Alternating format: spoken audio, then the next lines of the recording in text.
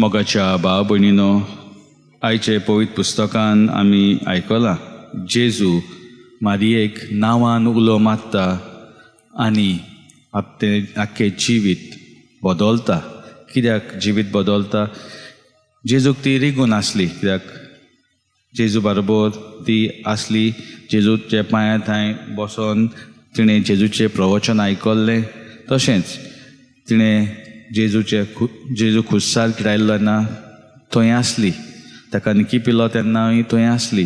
तरी आसतना जेजूक रिगून रावनूय तिजी चिंतना घुस्पवली, कित्याक जेजूचो इतलो ती मोग करी आनी तो आतां ना म्हजे सांगाता.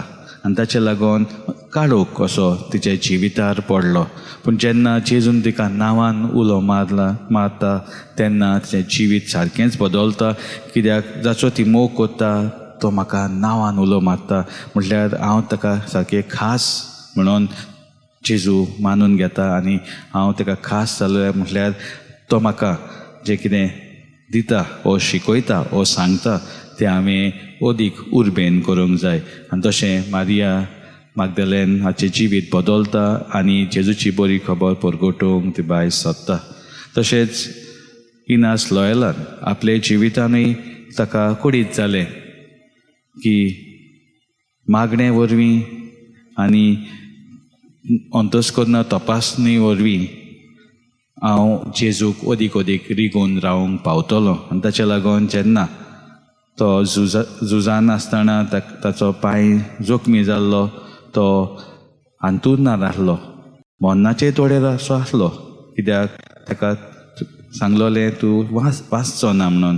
तरी आसतना तो जेन्ना कोमयाव घेता तशेंच जेजूचे जिविता वयर वाचपाक करूंक लागता आनी सांतांच्या जिविता वयर ताका भितरल्यानसान उर्बा येवंक लागली.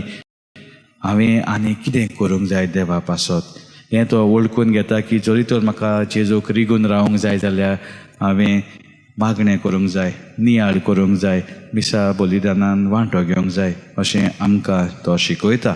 आनी तो आमकां शिकयता आसतना आमकां उगडास करता हे भाशेन आनीक खोल जेजूक रिगून रावंक पावता.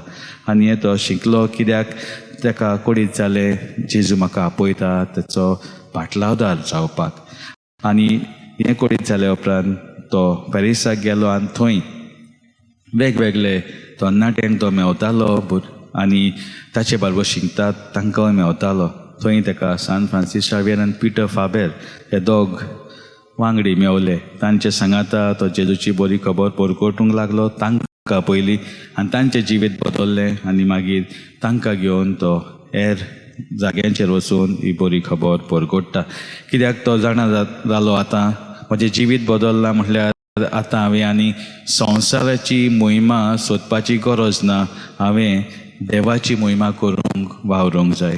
तर मागुया मिसा बलिदानान जे परी मारिया मागदलेन आनी सांत इनास लॉयला जेजूक रिगून रावले आनी जेजू आपले जेजून आमकां दिल्लें तो कार्य ते फुडें व्हरूंक ते वावुरले. आमी आमचे उतरांनी आनी कोन्यांनी आमचे दिसा दिसपटे जिवितान करूंक देवाचो आदार आमकां मेवल्या पुरो म्हूण मागुया.